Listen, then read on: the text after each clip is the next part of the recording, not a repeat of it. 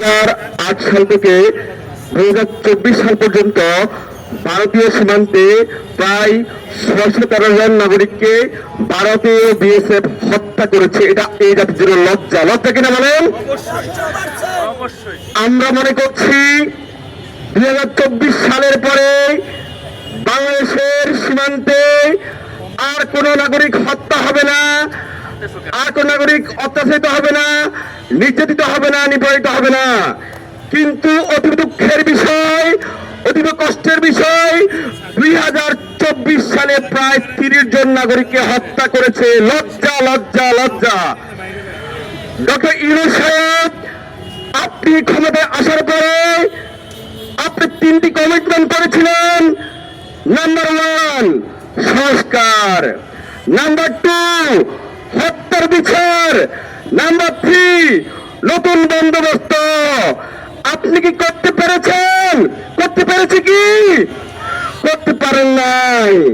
এটা এই জাতির জন্য অনেক দুর্ভাগ্যের বিষয় যে 2024 সালে 5ই আগস্টের আগ পর্যন্ত শেখ হাসিনা আমাদের প্রায় 2000 ভাইকে শহীদ করেছে, প্রায় 20,000 ভাই বোনকে আহত করেছে।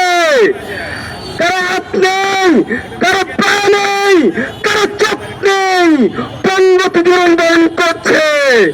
আপনি বলেছিলেন এই হত্যার বিচার করবেন, আপনি করতে পারেননি।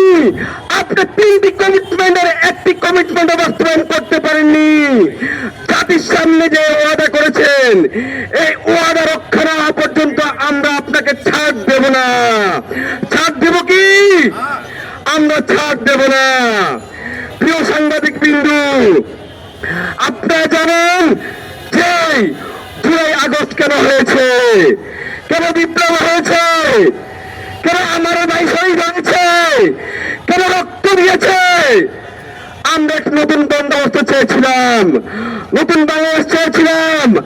আমরা এদেশকে সকল দেশের আগ্রাসন থেকে মুক্ত করতে চেয়েছিলাম। কিন্তু আমরা দেখতে পেলাম ভোটের জন্য অন্য দেশের দ্বারস্থ হয়ে, অন্য হ্যান্ডশেক করে ক্ষমতা আনার চেষ্টা করছে।